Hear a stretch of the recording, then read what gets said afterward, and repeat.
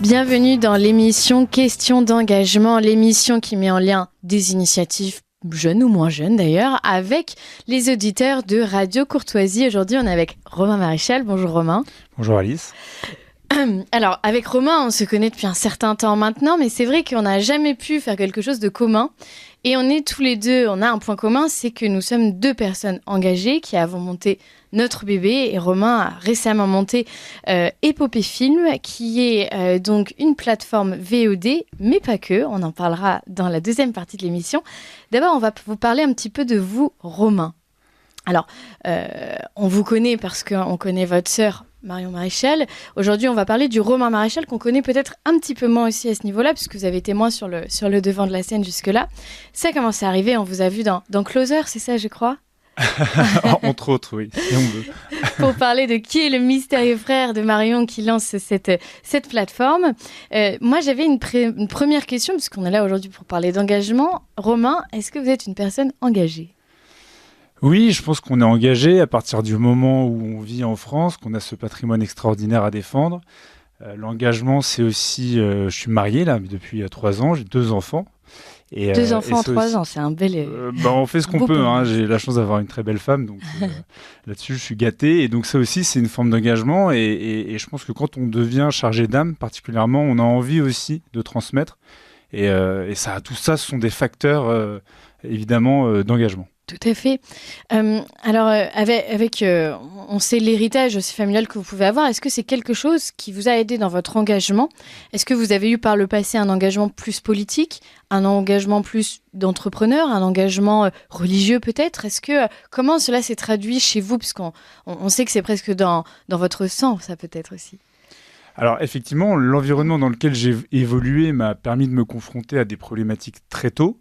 On m'est tombé dessus, si je puis dire, dès le plus jeune enfant avec des sujets dont je n'avais pas forcément connaissance. Donc ça m'a permis d'évoluer très vite. Vous êtes tombé dans la marmite petit. Et on dit souvent l'adversité, rien de tel que pour évoluer. C'est l'adversité qu'on apprend. Et c'est vrai que forcément, ayant grandi dans cette famille, j'ai pu développer certaines compétences, mais j'ai toujours cherché à m'engager dans la cité, à porter ma pierre à cet édifice qu'est la France. Et la politique ne me parlait pas spécialement, même si évidemment c'est un environnement que je fréquentais, que je connaissais bien. Et donc je me suis dit que l'entrepreneuriat, c'était là ma vraie force, ma vraie valeur ajoutée. Et c'est comme ça que j'ai décidé de créer Épopée. Et alors, avant Épopée, qu'est-ce qu'il faisait le Romain Maréchal ? Alors Romain, c'était un élève, fantasque. Oui.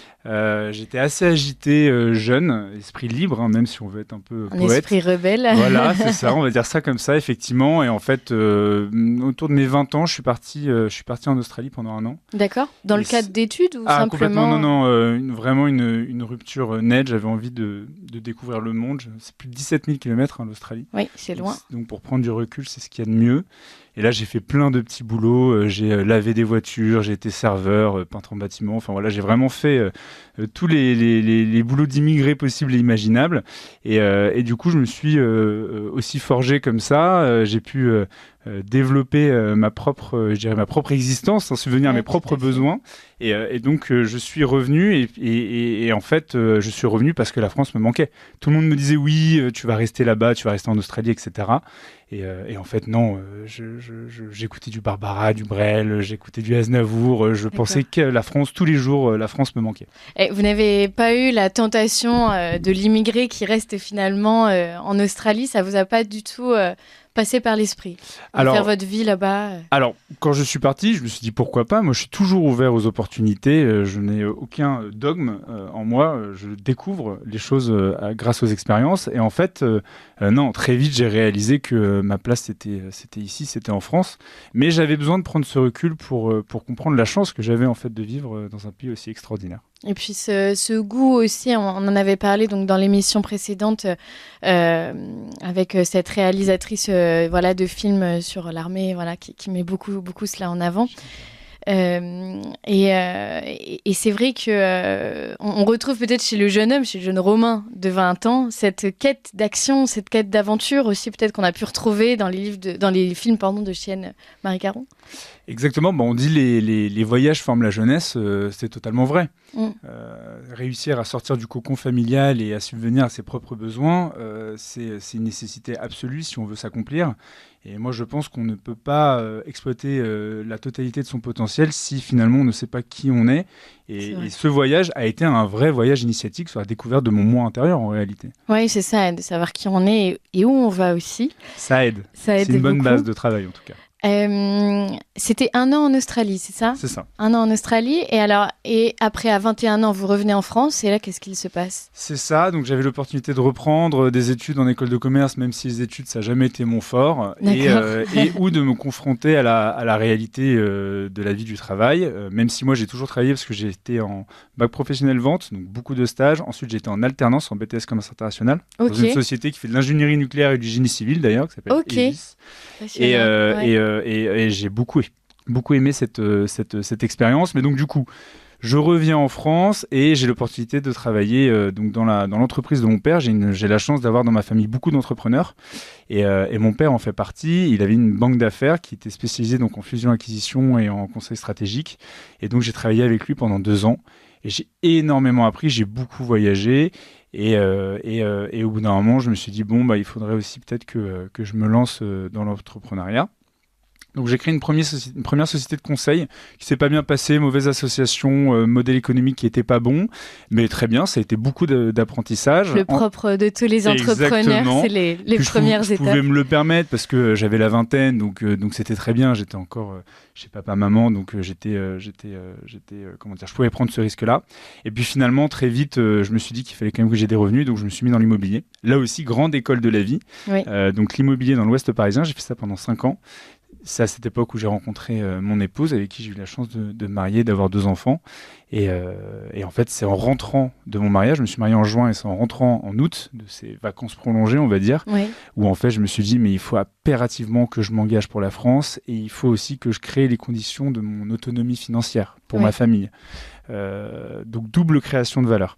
Et donc c'est à ce moment-là que je me suis dit il faut que je me lance dans l'audiovisuel. On va allier l'utile à l'agréable. Exactement, tout à fait. Et alors en vous écoutant, on voit que vous avez touché à beaucoup de choses. Donc il y a eu ce côté dans la banque, ce côté dans l'immobilier, ce côté maintenant dans l'audiovisuel dont on parlera un petit peu après. Vous êtes un peu touche à tout. Effectivement. J'ai des défauts évidemment, mais comme qualité, effectivement, je suis très curieux. J'aime beaucoup découvrir des choses que je ne connais pas, rencontrer des gens qui ont des compétences vraiment très marquées sur certains sujets.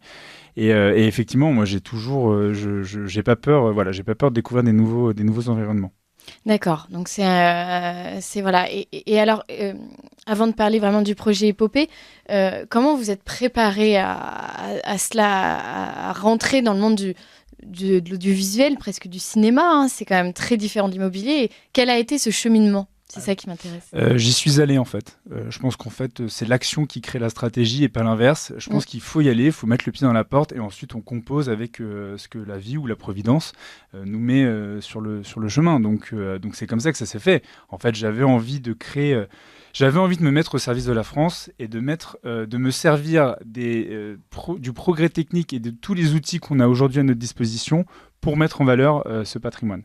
Voilà. Et donc en fait, l'audiovisuel, ça correspondait exactement à ce que je voulais faire. Ouais. Parce que évidemment, j'avais eu ici beaucoup de lectures, j'ai beaucoup réfléchi le sujet, j'ai moi-même vécu la crise du Covid comme étant l'apparition d'opportunités. On a vu émerger des grandes plateformes de vidéos à la demande, on a vu que le streaming s'est beaucoup développé, donc évidemment, tous ces facteurs-là ont participé à l'élaboration de ce projet Épopée. C'est ça, donc les gens restent plus chez eux, regardent des films, regardent de la vidéo, etc. Est-ce qu'on ne pourrait pas leur diffuser des bonnes images et des images saines et utiliser ce monde de la vidéo pour justement faire passer un petit peu d'amour de la France ? C'est un peu ça ? En fait, je me rends compte que des amoureux de la France, il y en a partout. Moi, c'est vraiment quelque chose qui m'a surpris en Australie, c'est de voir cette image extraordinaire qu'on peut avoir. C'est vrai que quand je disais que je venais de Paris, dans les bars où j'avais l'occasion d'aller, souvent ça faisait mouche. Ce qui aide beaucoup auprès des jeunes femmes. Voilà, exactement. Alors que j'étais très mauvais en anglais. Franchement, même aujourd'hui, malheureusement, j'ai pas eu l'occasion de beaucoup pratiquer depuis. Mais ce que je veux dire par là, c'est qu'en fait, cette perspective m'a permis de réaliser que la France, elle est aimée à travers le monde. Tout le monde la regarde. tout le monde l'admire et qu'en fait les Français parfois ont ce petit déficit et j'en fais partie. La preuve c'est que je me suis expatrié, mais de se dire en fait on a énormément de chance de vivre en France et comment on pourrait redonner si je puis dire, ce goût de la France aux gens, faisons-le avec de l'audiovisuel, faisons-le avec du divertissement. Et c'est comme ça que m'est venue cette idée, effectivement. Et je suis convaincu que même à l'étranger, notre initiative plaira. Parce que des amoureux de la France, il n'y en a aucun coin du monde. Oui, et puis en fait, c'est drôle cette façon de se rendre compte de la grandeur de notre pays en le quittant et en se rendant compte dans les yeux des autres, finalement, que c'est là où on voit notre impact, notre influence et nos siècles d'histoire qui ont marqué le monde entier, finalement. Exactement, c'est-à-dire que l'idée c'était vraiment ça, c'était de permettre aux Français de réaliser l'étendue de la richesse culturelle de leur pays, et deux, même de découvrir des nouveautés. Moi, on va en parler sûrement tout à l'heure, pendant les reportages, j'ai découvert des traditions, des activités, des savoir-faire qui sont extraordinaires, et en fait, il y a tellement de choses à découvrir. Et puis rien de tel que de découvrir justement cette variété de toute cette culture en fait pour pouvoir ensuite la partager. C'est ça aussi l'idée, c'est la mission d'Épopée, mais on va y venir, c'est faire rayonner la culture française et fédérer derrière un patrimoine commun. C'est ça. C'est-à-dire ce qui nous élève nous unit, et ce savoir-faire, cette culture française doit nous unir en fait, indépendamment des partis politiques. Sur les quelques minutes de présentation de vous qu'il nous reste, j'aimerais parler d'une autre forme d'engagement aussi. Est-ce que, c'est un peu de la curiosité de ma part, est-ce que votre rapport à la foi vous a beaucoup aidé dans votre vie ou c'est quelque chose qui est plus culturel pour vous ou vous êtes vraiment religieux ? Ah, c'est intéressant, c'est très intime. Très intime, c'est vrai. Curieux. Merci de poser la question parce qu'effectivement, aujourd'hui, c'est très important, la spiritualité. Moi, j'ai grandi, contrairement à ce qu'on peut penser, dans un environnement qui n'était pas spécialement catholique pratiquant. Loin de là, alors forcément, ma famille défend la France, donc on a toujours eu cette approche, je dirais, culturelle. Ce respect. De la foi, ouais, voilà, exactement. Mais en fait, pour dire vrai, moi j'ai découvert, je me suis converti réellement, enfin, c'est comme ça que je l'ai vécu. Au moment de ma préparation au mariage, j'ai eu la chance de rencontrer 2 prêtres vraiment extraordinaires. C'était au moment du Covid en plus, donc on avait beaucoup de temps pour discuter. Oui. Et en fait, on a refait ensemble tout mon catéchisme. Et j'ai rencontré Jésus au moment de mon mariage. Vraiment, sincèrement, j'ai ressenti ces grâces-là. Et c'était il y a très récemment, c'était il y a 3 ans, donc je ne connaissais pas forcément ces sensations-là. Et ensuite, très vite, 1 an après, je faisais ma confirmation, donc je l'ai fait assez tard. Et là, 1 an après, j'ai consacré ma société au cœur immaculé de la Vierge. Épopée, voilà, parce que ça me semblait cohérent et parce que c'était dans la stricte lignée justement de cette foi conversion en fait il y a 3 ans, d'accord. Ah oui, c'est une belle histoire, c'est pas une histoire qu'on sait forcément, je n'avais pas entendu parler encore concernant votre plateforme. Mais c'est une belle histoire. Elle me concerne, ça ne concerne pas forcément l'initiative Épopée, mais ce que je veux dire par là, c'est qu'effectivement, moi je suis quelqu'un d'authentique. Quand j'ai quelque chose en tête, je ne passe pas par quel chemin et j'y vais. Et effectivement, ce serait mentir que dire que cette conversion n'a pas eu un impact sur ma façon de voir les choses, de voir la vie, de voir la France, etc. Donc oui, ça fait partie de moi intégralement. Et bien sur cette très belle histoire, on va laisser une petite publicité et on va revenir parler cette fois d'Épopée. On rentrera un peu plus dans le dur. Vous appréciez cette émission? Alors aidez Radio Courtoisie à en produire d'autres. Rendez-vous sur soutenir.radiocourtoisie.fr. Merci d'avance. Et nous revoilà donc toujours avec notre cher Romain qui nous parlait donc voilà de sa conversion. Et puis alors maintenant on va parler vraiment d'Épopée puisqu'on a fait un gros teaser finalement sur ça. Maintenant on va vraiment parler de cette plateforme. Alors en quelques mots, qu'est-ce que c'est que Épopée Film ? Donc Épopée, c'est une plateforme de vidéo à la demande dédiée donc au rayonnement de la culture française. Et au sein de cette plateforme de vidéo à la demande, il y a tout un volet de production audiovisuelle qui alimente justement la dite plateforme. Donc, société de production où on produit... Vous-même Exactement. Donc, produire, c'est quoi ? C'est développer des concepts et lever de l'argent. Réaliser, c'est envoyer des équipes aux quatre coins de la France pour justement tourner ces émissions, ces reportages, ces documentaires et très bientôt ces œuvres de fiction, on aura l'occasion d'en parler. Et ensuite, la distribution via notre plateforme de vidéo à la demande. En fait, on est sur les 3 activités majeures de la production audiovisuelle. Et pourquoi cette plateforme ? Parce que c'est une manière pour nous d'être libres et indépendants. C'est-à-dire que le fait d'héberger nous-mêmes souverainement nos contenus nous permet de proposer à tous justement des formats parfaitement en adéquation avec notre ligne éditoriale. D'accord, ok, c'est très clair. Alors, pour ceux qui auraient du mal à se représenter, c'est une forme de... Alors, permettez-moi cette comparaison qu'on a dû vous faire plus d'une fois. C'est une forme de Netflix un petit peu. Quelle serait la différence ? Alors, pas la différence de fond, évidemment, parce qu'on la connaît tous. On va dire vraiment, il n'y a pas les mêmes idéologies qui est véhiculée. Mais au niveau du format, au niveau de l'accès aux vidéos, au niveau peut-être aussi de l'abonnement, est-ce que c'est un peu semblable ? Alors, je vous reprends simplement sur l'idéologie. Chez nous, il n'y a vraiment aucune idéologie. Je pense que la France, elle est plurielle au sens où il y a beaucoup d'inspiration, même parfois de spiritualité. On est sur Radio Courtoisie, donc ça va pas en étonner certains. Mais ce que je veux dire par là, c'est que c'est vraiment, indépendamment de toute idéologie, c'est l'idée de réunir et de faire la promotion de tous ceux qui font la France. D'accord. Et qui font de ce pays une grande nation, en fait. De notre pays, une grande nation. Donc ça, c'était pour le point idéologie. C'est important. Voilà, je voulais juste faire cette petite précision. Ensuite, l'autre question, c'était... est-ce qu'au niveau de l'accès aux vidéos, oui. Expérience utilisateur. Voilà. L'expérience utilisateur. Effectivement, vous avez fait la comparaison avec Netflix. C'est le même modèle. D'accord. C'est-à-dire qu'en fait, ce qu'on appelle la SVOD, service de vidéo à la demande, on paye un abonnement mensuel, annuel ou trimestriel, et à partir de ce moment-là, on accède à un catalogue en illimité. D'accord. Ce qui est différent de ce qu'on peut trouver sur d'autres plateformes plus connues, type Canal, Apple, etc., où là, il y a de l'acte d'achat. Vous allez louer ou acheter un film ponctuellement. C'est pas le cas d'Épopée. Nous, on voulait vraiment créer une communauté, développer une plateforme aussi avec nos abonnés, les gens qui rejoignent l'aventure, les épopéens, j'aime les dire. Et donc, justement, il y avait cette idée, vous contribuez à l'essor du projet, on élabore ensemble la plateforme et ensuite, vous avez accès au catalogue en illimité.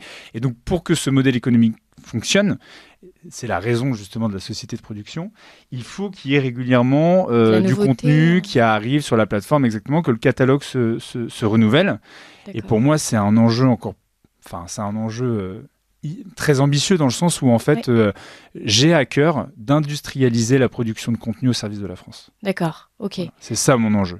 Donc vous avez toute une équipe de vidéastes, en fait, de journalistes. Exactement. Ou de présentateurs. Moi, je suis allé chercher, parce que mon rôle d'entrepreneur, c'est d'aller chercher les personnes les plus compétentes dans les secteurs qui concernent justement notre modèle économique.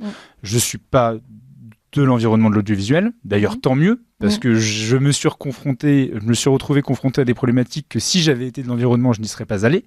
Donc en fait, ça m'a permis de développer des choses, de franchir des barrières et des barrages là où d'autres auraient arrêté immédiatement, se seraient arrêtés. Donc ça déjà, c'est le premier point. Mais donc du coup, n'étant pas de cet environnement-là, il a fallu que j'aille chercher des experts, chacun dans leur domaine, avec des verticalités bien précises. Et donc oui, au fur et à mesure des discussions et des rencontres, j'ai pu établir donc j'ai pu rencontrer différents chefs réalisateurs qui eux-mêmes ont comme responsabilité de gérer une équipe de tournage. Une équipe de tournage, pour les auditeurs qui nous écoutent, pour ceux qui ne le sauraient pas, c'est des cadreurs, des monteurs, des étalonneurs, des ingénieurs son, et tout en fait, la variété de techniciens qui entourent la production de contenu. D'accord. Et alors, qu'est-ce qu'on peut trouver sur Épopée ? C'est du documentaire ? Vous parlez aussi de fiction qui vont peut-être arriver ? Effectivement. Alors aujourd'hui, donc sur Épopée Film au pluriel.com, vous pouvez déjà retrouver donc les 4 premiers programmes de nos 4 émissions originales. Donc il y a effectivement 2 documentaires, l'Odyssée du vin, Parole d'expert, un documentaire sur le vin en fait et comment à travers le travail des artisans vignerons, le vin est devenu un lion de la civilisation française. Donc on va découvrir les producteurs locaux, des cathédrales, des vieux villages, etc. C'est Joseph qui nous emmène justement à cette découverte. Ensuite, on a Parole d'expert, où là, à travers la vente d'objets anciens, on découvre des secrets d'histoire, parce que chaque objet est porteur en fait d'une partie de l'histoire de France. Donc c'est des experts en vente aux enchères qui nous font découvrir cet univers passionnant. Ensuite, on a un reportage Ceux qui font la France, donc c'est Carla, qui nous fait découvrir, qui va aux quatre coins de la France pour nous faire découvrir justement ces Français qui sont porteurs d'une tradition et qui la partagent avec nous. Et enfin, on a une émission culturelle qui s'appelle Panthéon des héros, où là on va découvrir, donc c'est le récit d'un épisode historique où on va découvrir des Français qui ont brillé par leur bravoure, leur courage ou leur intelligence. Et là, le premier épisode est sur la bataille de la Marne, ça s'appelle Les Vainqueurs de la Marne, justement, et c'est un moment charnière, si je puis dire, de l'histoire de la Première Guerre mondiale. D'accord, donc c'est très complet. On a les héros d'antan et les héros présents, finalement. Exactement. Qui permettent, via un savoir-faire, donc j'imagine que ça va être pas mal de reportages autour de l'artisanat, de l'armée peut-être. Là, pour ceux qui font la France, nous sommes allés donc au Cadre Noir de Saumur, qui est le représentant emblématique de la tradition équestre française, qui est reconnu à travers le monde en plus. C'est vraiment, le Cadre Noir a une réputation mondiale. Et donc voilà, ça c'est notre premier épisode. Deuxième épisode, nous sommes allés voir un rallye, nous avons passé une journée dans un rallye automobile de voitures anciennes en Sologne. D'accord. Donc on a découvert aussi tous les paysages, le château de Chambord, etc. Et en fait, c'est ça, à chaque fois, on va avoir des passionnés qui nous font découvrir des traditions anciennes, parce que le rallye est une tradition française aussi. D'accord.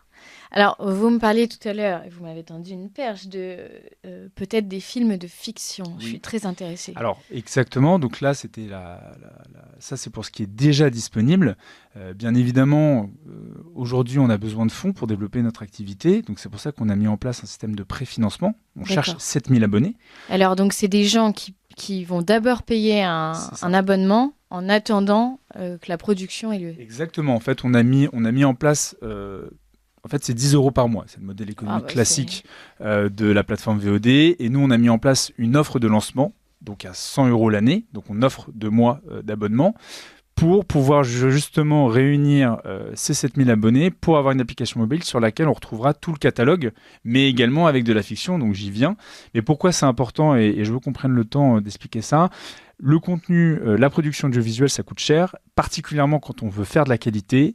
Et moi, je pense que la France mérite le meilleur. Donc, à nous de nous donner les moyens aussi de nos ambitions en produisant des contenus de qualité. Ce qu'on a fait avec l'ouverture, la semi-ouverture du catalogue, avec ces 4 programmes, c'était justement de donner l'opportunité aux gens qui ont déjà soutenu l'initiative de découvrir ce catalogue, mais aussi de le faire savoir à leurs proches, pour qu'ils puissent expliquer, j'ai vu les productions d'Épopée Film et c'est vraiment au niveau des attentes de la qualité. Exactement.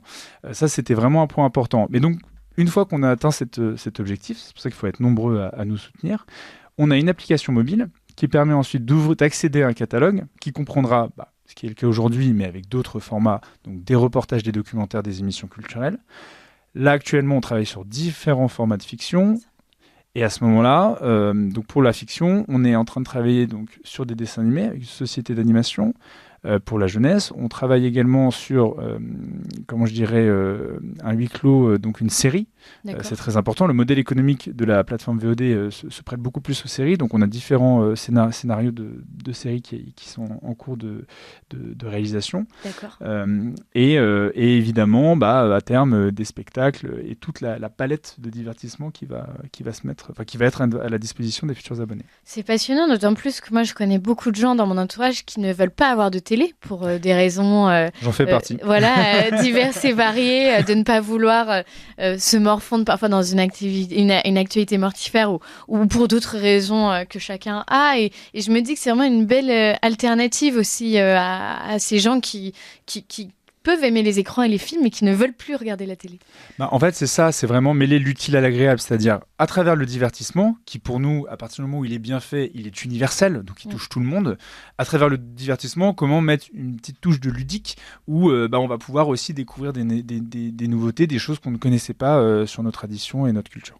Oui, c'est ça, tout à fait. Puis j'imagine bien, alors, s'il y a des étudiants aussi qui nous écoutent, on a tous des soirs comme ça, on n'a pas envie de sortir, on n'a pas envie, on cherche un film.